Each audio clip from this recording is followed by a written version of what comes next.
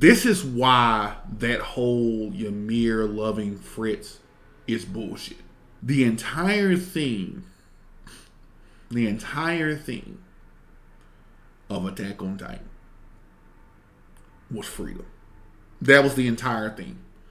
You can say what you will. You can boil it down and you can try to add these other little things and stuff like that. But once you peel back the onion and you peel back the layers and you look at what is the core theme of Attack on Titan, the core theme of Attack on Titan was freedom.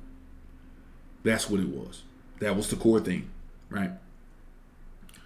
So when you have a girl who you all claim to be, this girl who just was in love with this guy, apparently after he did all these atrocities and did all of this stuff, right? My thing is that you knew better. You knew right from wrong. And you weren't so confused about love that you did not know what to fucking do. It clearly was about freedom based on chapter 122. Chapter 122 clearly shows that it was based about freedom. This girl literally freed pigs.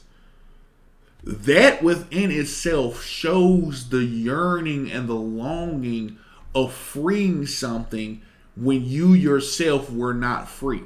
You yourself did not see yourself as free.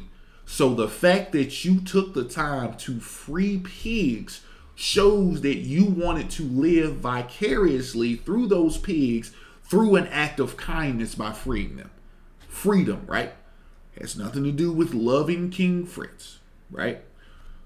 She then had a slave mentality, as you said. She did not probably know what the whole love aspect was and things like that, if you want to even take it there. But if she truly loved this man as much as she said that she did, or whatever, the agony of love, why did she choose death? Why did she choose death instead of staying there? Like he said, you that shit shouldn't kill you, right? That shit shouldn't kill you. A Titan has the ability to regenerate. That shit wasn't supposed to kill her, right? And what did they say even in the other dialogue and previous dialogue of the show? Their regeneration is tied directly to their will to live. So clearly by her killing her, by her dying, man, she didn't even have the will to live anymore. She was done. That's why everybody interpreted it as, the reason the paths existed in a time beyond that was that's all that she's ever known was work. Those were his last words to her anyway. Get up and work. So with that, having that mentality, here's born the paths. And based off of that, she now has a place to where she is doing what? The bidding of the king. The slave mentality of the king. That's what it was. After chapter 122, Ymir should have never been fucking mentioned ever fucking again. Because Eren freed her. That was the point.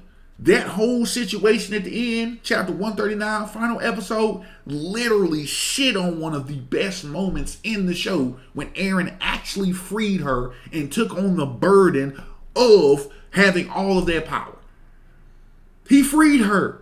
She literally broke down and was crying as he consoled her because he was the one who connected to her exactly what Zeke said.